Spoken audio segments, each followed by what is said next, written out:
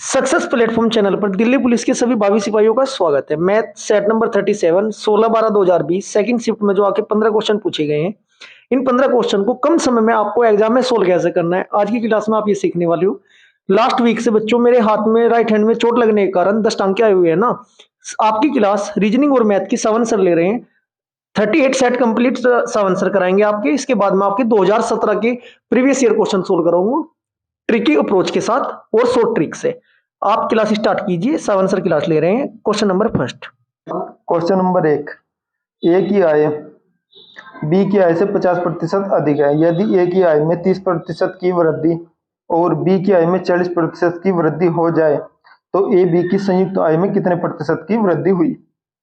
यहां देख लेते हैं हम। ए की आय बी की आय से कितने प्रतिशत अधिक है? 50% अधिक है, यानी कि बी की आय कितनी मान ली हमने 100 और ए की आय कितनी हो जाएगी 150। ठीक है, इस इसने कहा कि ए की आय में कितने प्रतिशत की वृद्धि कर रहे हो? 30% की। जब हम ए की आय में 30% की वृद्धि करेंगे यानी 130/100, 2 जीरो से 2 जीरो कट जाएंगे। एवं 130 की 130 की वो 13 की और 15 में गुणा करके आ जाएगा हमारा 195। ठीक है, एवं ये क्या कह रहा है कि बी की आय में कितने प्रतिशत वृद्धि करनी? 40% की, नहीं 140/100। ठीक है, 2 जीरो से 2 जीरो कट जाएंगे यानी कितना आ जाएगा 140। बी कितने हो जाएगा अब जब वर्तमान में 140। ठीक है, एवं हम दोनों को जोड़ लेते हैं, इन्हें जोड़ लेते हैं कि कितना है 5 9 और 4 13 का 3 का 1 और 1 2 2 और 1 3 यानी कि 335। ये पहले कितना था? ए बी की संयुक्त आय 0 5 और 1 और 1 2। ये वो कह रहा है कि इन दोनों की संयुक्त आय में कितने प्रतिशत की वृद्धि। हम इब्जा लेते हैं इनका डिफरेंस। डिफरेंस कितना आया 85। ठीक है, बटे बटे हम लिखेंगे 250 गुणा 100। ठीक, 1 जीरो से 1 जीरो कटे 5 25 5 दूनी 10, 5 तम 85 काटेंगे 7 कम 5 कम 5 5 7 35 यानी कि 17 दूनी 34। यानी कितने प्रतिशत की वृद्धि हुई? ए की और बी की संयुक्त आय में कितने प्रतिशत वृद्धि हुई? 34%, जो कि हमारे ऑप्शन नंबर बी पर है। ठीक, नेक्स्ट क्वेश्चन नंबर 2। किसी चुनाव में ए ने कुल मान्य मतों का 80% प्राप्त किया। यदि 1,40,000 मतों में 18% अमान्य मत थे तो ए द्वारा ए के विरुद्ध डाले गए मत कितने थे? कितने हैं? ठीक है, अब कुल मत तो कितने हो गए इसमें? कुल यहां से हम देख लेते हैं। खुद वैध मत वैध मत कितने होंगे? 1,40,000। ठीक, वैध मत कितने? 18%। अवैध घोषित कर दिया, जाहिर सी बात है 82% हो गए वैध। 82/100, 2 जीरो से 2 जीरो काट लें। एवं इनकी गुणा करके कितना आ जाएगा? ये आ जाएगा 1,14,800। ठीक है, यानी कि वैध मत हो गए। ए के विरुद्ध कितने? ए के विरुद्ध डाले गए मत, यानी कि ए के विरुद्ध कितने मत डाले गए? 1,14,800 गुणा कितने मत, कितने प्रतिशत मत डाले? देखो जब उसने क्या कहा कि ए के पक्ष में तो 20% डले, तो जाहिर सी बात जब 20 अब वो 80% डले तो ए के विरुद्ध कितने डले? 20/100। ठीक है, 2 जीरो से 2 जीरो कट जाएगा यानी कि 1148 में 20 की गुणा करने के बाद आ जाएंगे ये 2296 जीरो। ठीक है, यानी कि इकाई दही सैकड़ा हजार 1000 यानी 22,960। यानी कि ए के जो विरुद्ध डाले गए मत है ना वे कितने हैं? 22,960, जो कि हमारे कौन से ऑप्शन नंबर बी पर है। ठीक है, नेक्स्ट क्वेश्चन नंबर 3। ए किसी काम को 18 दिन में पूरा कर सकता है। ठीक है, बी ए से 50% अधिक कुशल है। बी अकेला उसी काम को करने में कितने दिन का समय लेगा। ठीक है, तो हम यहाँ पर देख लेते हैं ए बी। ठीक है, यानी कि ए अगर 100 है तो बी कितना हो जाएगा? 150। ठीक है, 50 दूनी 100, 50 दिया 150, यह हमारी होगी समता। ठीक है, ये ना समता कहा ना, ये ए बी की आय ए से 50% अधिक। समता समता का उल्टा क्या हो जाता है? दिन। ठीक है, दिन, यानी कि ए कितने दिन में 3 में करा, बी कितने करा 2 दिन में, ठीक है। उसने क्या कहा कि अगर ए है ना कितने दिन में कर रहा काम को 18 दिन में, कितने गुना करनी पड़ेगी 6 की, और बी में हम 6 की गुना करने के बाद कितना आ जाएगा 12, यानी कि जो बी है ना उस काम को कितने दिन में कर देगा 12 दिन में, जो कि हमारे कौन से ऑप्शन पर, ऑप्शन नंबर बी पर है, ये हमारा राइट आंसर हो जाएगा, ठीक है। नेक्स्ट क्वेश्चन नंबर 4, एक वस्तु का अंकित मूल्य 660 रुपये है, एक दुकानदार 20% छूट देने के बाद 10% लाभ अर्जित करता है, यदि वैसे 570.24 रुपये पर बेचता तो उसे लाभ प्रतिशत कितने प्रतिशत का होगा, ठीक है। यानी कितने का हो 660 रुपये का, ठीक है। कितने कितने प्रतिशत की छूट दे रहा हो अंकित मूल्य पर 20%, यानी कि 80/100, ठीक है। ये वो क्या कह रहा है कि जो हमारा लागत मूल्य कितना है 100 रुपये है, ठीक है। ये कितने परसेंट के लाभ कह रहा हो 10% का, यानी 110/100, 2 जीरो से 2 जीरो, ठीक है। 1 जीरो से 1 जीरो कट जाएगी, 11 6 66, तो यहाँ तक x बराबर आ जाएगा 8 छंग 48, यानी 480। ये बेच रहा कितने में, वो से बेच रहा कितने में, वो 570.24, 570.24, ठीक। अब हम इस देख लेते हैं उसका लाभ प्रतिशत कितना होगा, ठीक है। इन दोनों का डिफरेंस हम लेंगे तो कितना आ जाएगा, ये डिफरेंस आ जाएगा 90.24 बटे आ जाएगा हमारा 480 गुना 100, ठीक है। इसे यहां तक करने के बाद गुना 100 कर लेंगे, 100 से 100 कट जाएगा, ठीक है। जब हम इसको डिवाइड करेंगे, ठीक है, ये में से 8 से डिवाइड करते हैं, 8 8 8 8, हाँ 8 8 बच गए यहाँ 2, 8 दूनी 16, 8 64, यानी कि 1128/8 आ जाएगा हमारे 1128/60। जब हम इसे डिवाइड करेंगे तो 1128 60 से डिवाइड करेंगे तो वही हमारा आ जाएगा 18, क्या आ जाएगा हमारा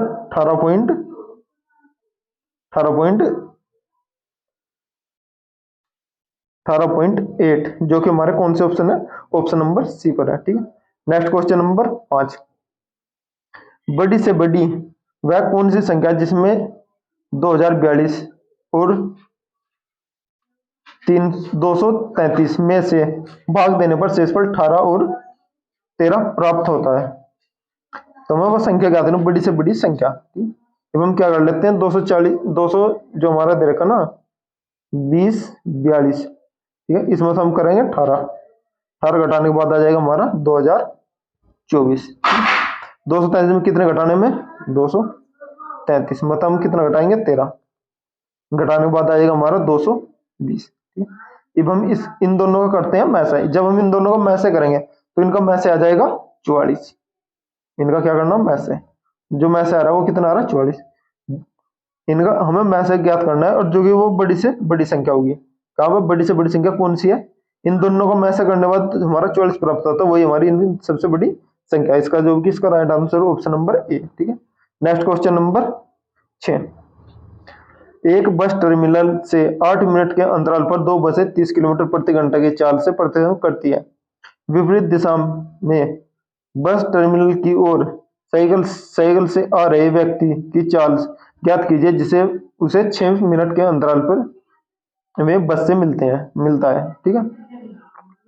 अब इसने क्या कहा कि वो 8 मिनट में कितनी दूरी तय करी, पहले तो हम ये चेक कर लेते हैं 8 मिनट में कितनी दूरी तय करनी, यानी कि 8 गुणा दूरी बराबर चाल, वो दूरी बराबर होता है समय गुणा चाल, यानी कि 8 मिनट बराबर 30, जो मिनट हमें 30 के आयु किलोमीटर प्रति घंटे में, यानी कि 8/60, 30 दूनी 60, यानी कि 2 दूनी 2 चौक 8, यानी कि कितनी दूरी करी उन्होंने वो तय करी कितनी 4 किलोमीटर, ठीक है। ये वो क्या कर रहा है, साइकिल की चाल हमने मान ली, साइकिल की चाल हमने माना साइकिल की चाल कितनी हो जाएगी x, ठीक। ये वो क्या कह रहा है कि वो 6 मिनट के अंतराल में मिल रहे, यानी कि जो 4 किलोमीटर की दूरी है ना x + 30 बराबर कितने मिनट के अंतराल पर 6, यानी कि 6 को हम बना लेते हैं घंटों में, यानी 6/60, 6 1/10, ठीक है। 10 चौक 40, ठीक है, और x प्लस 30।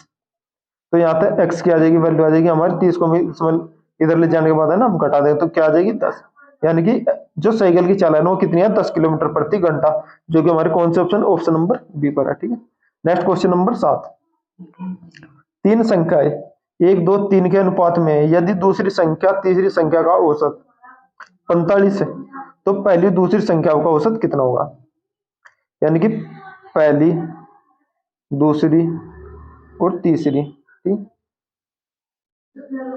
इन पहली एक मान ली, दूसरी 2, तीसरी 3, पहली और दूसरी संख्याओं का औसत कितना है 45। इन दोनों क्या रहा 2 और 3 5, 2 जमा 3, ठीक, x बराबर हम इनका योग ज्ञात करें, जो कितना कह रहा 45 गुना 2, यानी कि 5x बराबर 45 गुना 2, यानी कि 45, तो x बराबर आ जाएगा हमारा 18, ठीक है। अब क्या कह रहा हूँ पहली और दूसरी संख्याओं का औसत। अब हम पहले पहली और दूसरी संख्याओं का योग ज्ञात कर ले। पहली एक हमारी, दूसरी क्या है 2, इसमें क्या है x, ठीक है, क्योंकि अनुपात में दे रखा तो जाहिर सी बात है हमारे x बाहर आ जाएगा, ठीक है। दोनों का हो जाएगा 3x, x की वैल्यू क्या हमारी 18, 3 गुना 18, यानी 18 54। जो पहली और दूसरी संख्याओं का योग कितना आ रहा 54, इसने क्या कहा औसत। औसत क्या संख्या होगी में 2, यानी कि 54/2, 54 को 2 से डिवाइड करने के बाद कितना आएगा हमारा 27, 27 हमारा औसत है पहली दूसरी संख्या, जो कि हमारे कौन से ऑप्शन है ऑप्शन नंबर बी पर है, ये हमारा राइट आंसर हो जाएगा, ठीक है। Next question number 8। एक वित्तदाता साधारण ब्याज की ऋण देने का वादा करता है, लेकिन प्रत्येक 6 महीने पर मूलधन की गणना करते समय ब्याज जोड़ लेता है। यदि वह 20% प्रति वर्ष की दर से ब्याज जोड़ रहा है तो ब्याज की प्रभावी दर कितने प्रतिशत होगी, ठीक है। क्या कह रहा है 20% की दर से वो प्रति वर्ष था, यानी कि हमें छमाही में कितना हो जाएगा वो, जब हम छमाही में जोड़ेंगे तो जाहिर सी बात है दर को हमारा आधा हो जाएगा, यानी कि 10%, 10% प्रति वो छमाही, यानी कि छमाही की दर से जोड़ रहा है। जाहिर सी बात है वो पूछ रहा है कि प्रभावी ब्याज दर, प्रभावी ब्याज दर क्या होती है, जो हमारी दर है ना एक साल के लिए, अगर एक साल का आएगा तो 10 की गुना करेंगे, ठीक है, 10 कह रहा तो 10 में 10 जोड़ देंगे, प्लस 10 प्लस 10 गुना 10/100, ठीक है, 2 जीरो से 2 जीरो, 20 प्लस 1, यानी कि क्या हो जाएगी प्रभावी ब्याज दर 21, ठीक है, जो कि हमारे कौन सा ऑप्शन नंबर है ऑप्शन नंबर सी पर है, ये हमारा राइट आंसर हो जाएगा, ठीक है। Next question number 2। 1.2 अनुपात y अनुपात 2 डबल अनुपात 4.8 अनुपात 7.2, तो y का मान ज्ञात करना, ठीक है। इसमें क्या कर लेते हैं इन दोनों की गुना और इन दोनों की अंदर अंदर वालों ना बार बार वालों की गुना कर लेते हैं, ठीक है, यानी कि 4.8 गुना y बराबर 1.2 गुना 7.2, ठीक है। इस पॉइंट से ये पॉइंट कट जाएगा, ठीक है, तो y बराबर आ जाएगा 12 गुना 7.2/48, ठीक, 12 चौक 48, 4 से हम 72 7.2 करेंगे, 4 का हम 4, ठीक है, पॉइंट ये लिख दें 4 × 32, यानी कि y की वैल्यू हो जाएगी 1.8, जो कि हमारे कौन से ऑप्शन नंबर बी पर है, ये हमारा राइट आंसर हो जाएगा, ठीक है। Next question number 10। कुणाल से किसी संख्या का 5/6 गुना बताने को कहा गया, उसने उसे 6/5 से गुना कर दिया, उससे उसका उत्तर प्राप्त किया, वह सही उत्तर से 561 अधिक था, वह संख्या कौन सी। माना वह संख्या क्या है x, ठीक है।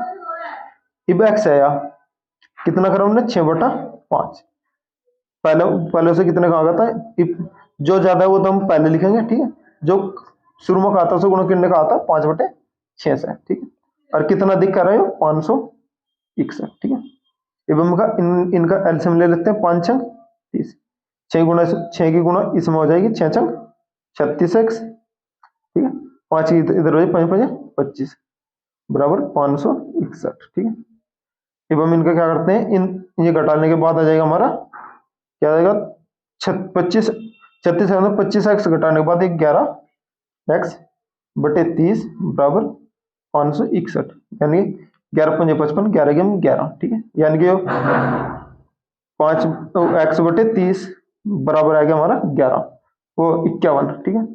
तो यहाँ तक x की वैल्यू आ जाएगी, जब हम 51 में 30 की गुणा करेंगे तो हमारे आ जाएगी 0, तो जो की तो आएगी ये 3 गुणा 3 कम 3, 3 पंजे 15, यानी क्या आएगा हमारा 1530, जो कि हमारे कौन से ऑप्शन, ऑप्शन नंबर ए पर ये हमारा राइट आंसर हो जाएगा, ठीक है।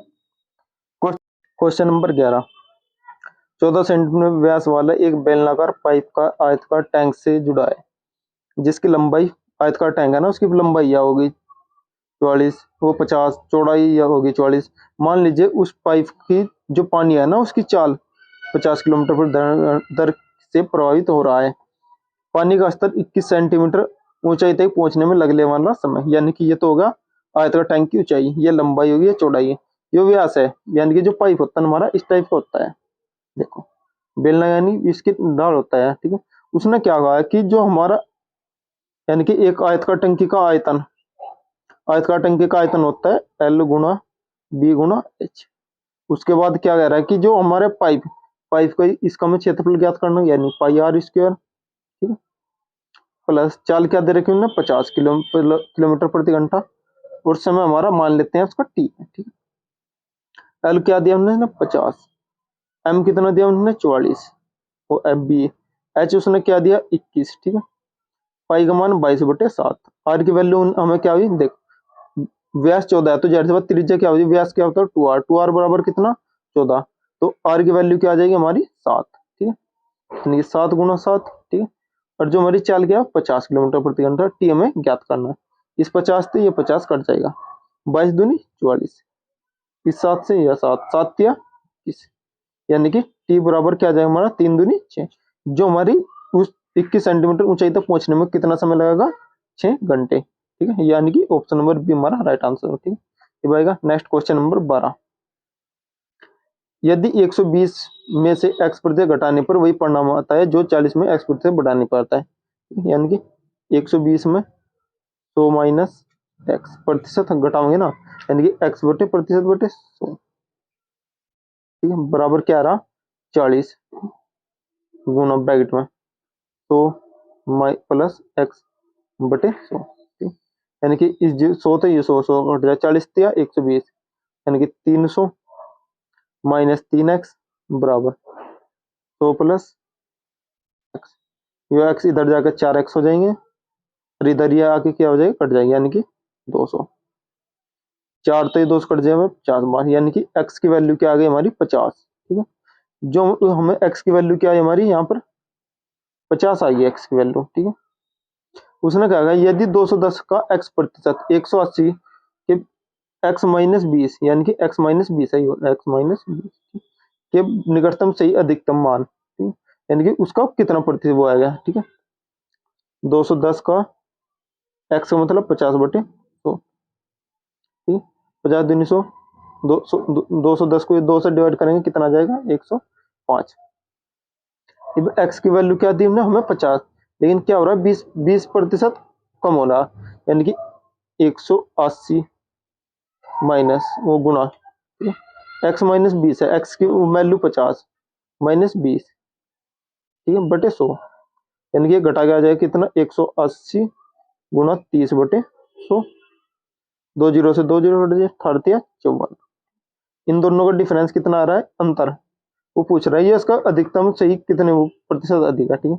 अंतर कितना आ रहा है 51, यानी कि 51/54 गुना 100, 17 तिया 51, 18 तिया 54, 2 2 निम 18, 2 50, यानी कि हमारा आ गया 85/8500/9। जब हम 85 को 9 से डिवाइड करेंगे तो हमारा आ जाएगा, हम यहाँ लिख लेते हैं, ठीक, हमारा आ जाएगा 94.44, ये किसके अलावा है, ये है 94 के, देखो ये यानी कि कितने के अलावा 94 के, जो कि हमारा राइट आंसर है ऑप्शन नंबर डी पर है, ठीक। नेक्स्ट क्वेश्चन नंबर 13, किसी धातु के तार को मोड़कर 324 मीटर स्क्वायर क्षेत्रफल का एक वर्ग आयताकार दे दिया जाए, उसी यदि तार को मोड़कर एक अर्धवर्त का आकार दिया जाए तो अर्धवर्त की त्रिज्या कितनी है। जो हमारा 324 है, ये क्या है वर्ग का क्षेत्रफल, वर्ग का क्षेत्रफल क्या होता है, भुजा स्क्वायर यानी कि ए स्क्वायर। ए स्क्वायर बराबर 324 है, तो ए की वैल्यू क्या आ जाएगी 18, यानी कि परिमाप जो हमारा तार होता है ना, हमें उस तार की अगर हमें लंबाई ज्ञात करनी तो परिमाप परिमाप बराबर होता है 4a। 4a की वैल्यू क्या हमारी 18, 18 गुना 4, 18 चौक 72। ठीक है, अब अर्धवर्त बनाना। अर्धवर्त का मतलब क्या होगा, अर्धवर्त हमारा कैसा होता है, देखो अर्धवर्त ऐसा होता है, यानी एक त्रिज्या हो जाएगी, या अर्धवर्त का मतलब क्या होगा, पाई आर जमा 2r बराबर क्या 72।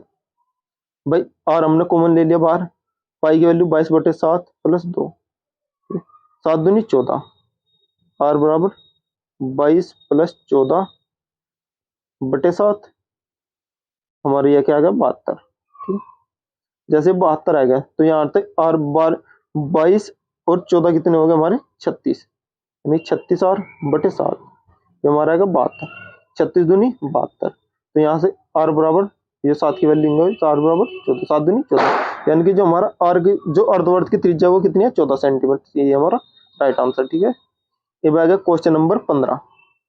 12,000 रुपये कोई धनराशि एक निश्चित वार्षिक प्रतिशत ब्याज 3 वर्षों में वार्षिक रुपये चक्रवृद्धि दे तो 20,736 हो जाती है।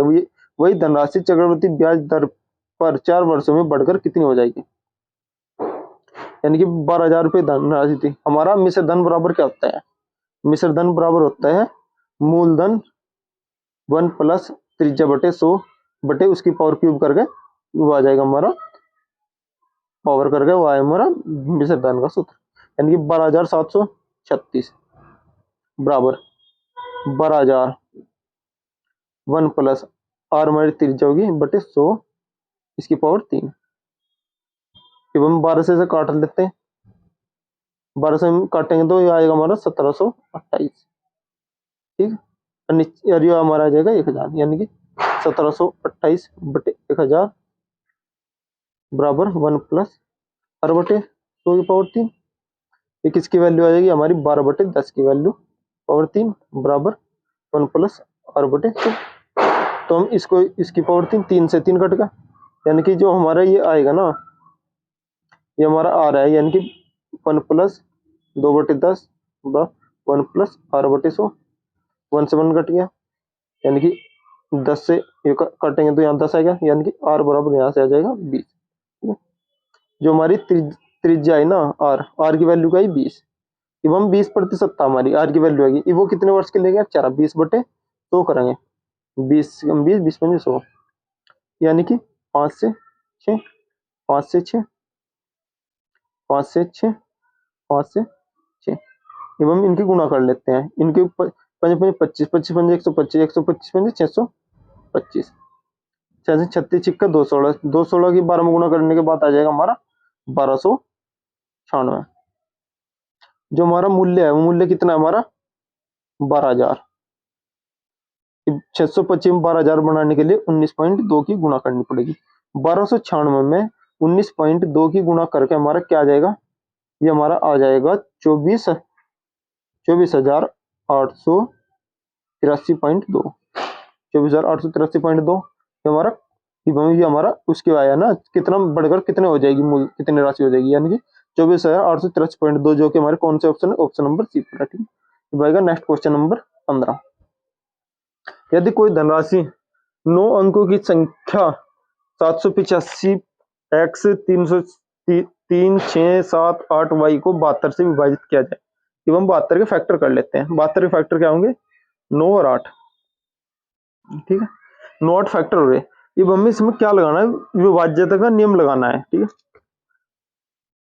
अब हमारा जो 2 का नियम कहता है कि 2 का नियम ये कहता है कि सभी जो संख्या है, यानी कि 2 के नियम में हमें अंतिम संख्या क्या होनी चाहिए, सम। ठीक है, अगर अंतिम संख्या सम है तो वह 2 से कट जाएगी। ठीक है, और 4 का नियम ये कहता है कि अंतिम 2 अंक, संख्या के अंतिम 2 अंक अगर वे 4 से कट रहे हैं तो वह संख्या पूरी पूरी 4 से कटेगी। ठीक है, और 8 का नियम ये कहता है कि संख्या के अंतिम 3 अंक, अगर मैं संख्या के अंतिम 3 अंक, जैसे कि हम इसी में मान लेते हैं 778y है। ठीक है, इवन इसको हम 8 से डिवाइड करेंगे, 8 से डिवाइड करेंगे, 8 का 8 8 नहीं 72, बच गया हमारा 6। अब हमें यहाँ पर 6y बटे 8, यानी कि y की वैल्यू हमें ऐसी रखनी होगी जो हमें 8 से कट जा, ठीक है। यानी कि 8 64, तो यहाँ से y की वैल्यू क्या आ जाती है 4, ठीक है। y की वैल्यू 4 आ गई। अब हमें इसका नियम कहता है 3 का नियम।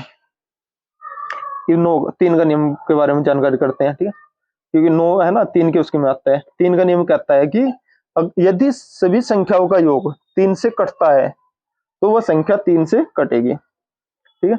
और 9 का नियम यह कहता है यदि सभी संख्याओं का योग 9 से विभाज्य है तो वह संख्या 9 से पूरी पूरी कटेगी, ठीक है। अब हम इसकी संख्याओं का योग जोड़ देते हैं।